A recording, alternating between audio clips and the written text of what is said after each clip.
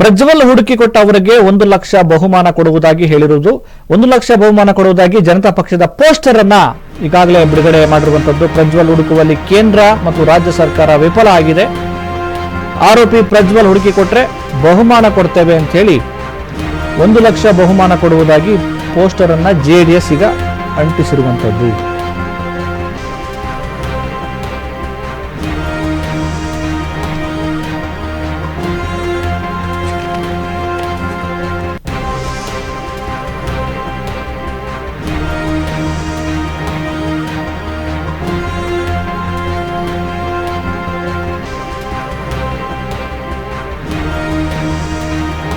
ಅಶ್ಲೀಲ ವಿಡಿಯೋ ಪ್ರಕರಣಕ್ಕೆ ಸಂಬಂಧಪಟ್ಟ ಹಾಗೆ ಇದೀಗ ಎಸ್ಐಟಿ ತನಿಖೆ ಮುಂದುವರೆಸಿದೆ.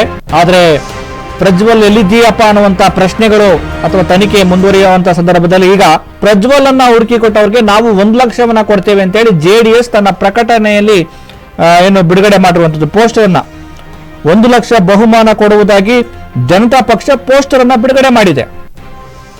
ಪ್ರಜ್ವಲ್ ಅನ್ನ ಹುಡುಕುವಲ್ಲಿ ಕೇಂದ್ರ ಮತ್ತು ರಾಜ್ಯ ಸರ್ಕಾರ ಸಂಪೂರ್ಣವಾಗಿ ವಿಫಲವಾಗಿದೆ. ಆರೋಪಿ ಪ್ರಜ್ವಲ್ ಹುಡುಕಿಕೊಟ್ರೆ ಬಹುಮಾನವನ್ನ ಕೊಡ್ತೇವೆ, 1 ಲಕ್ಷ ಬಹುಮಾನ ಕೊಡುವುದಾಗಿ ಪೋಸ್ಟರ್ ಅನ್ನ ಜೆಡಿಎಸ್ ಪಕ್ಷ ಇದೀಗ ಕಾರ್ಯಕರ್ತರು ಅಂಟಿಸಿರುವಂತದ್ದು. ಒಂದು ಕಡೆ ಎಸ್ಐಟಿ ತನಿಖೆ ಮುಂದುವರಿದಿದೆ, ಇನ್ನೊಂದು ಕಡೆ ವಿದೇಶದಲ್ಲಿ ಪ್ರಜ್ವಲ್ ತಲೆಮರೆಸಿಕೊಂಡಿದ್ದಾರೆ ಎನ್ನುವಂತ ಚರ್ಚೆ ನಡೀತಾ ಇದೆ. ಇಂತಹ ಸಂದರ್ಭದಲ್ಲಿ ಪ್ರಜ್ವಲ್ ಅವ್ರನ್ನ ಹುಡುಕಿಕೊಟ್ಟವ್ರಿಗೆ 1 ಲಕ್ಷ ಕೊಡ್ತೀವಿ ಅಂತೇಳಿ ಜೆಡಿಎಸ್ ಪಕ್ಷದ ಕಾರ್ಯಕರ್ತರು ಪೋಸ್ಟರ್ ಅನ್ನ ಹಿಡಿದುಕೊಂಡು ಈಗ ಒಂದು ಆಫರ್ ಅನ್ನ ಕೊಟ್ಟಿರುವಂತದ್ದು.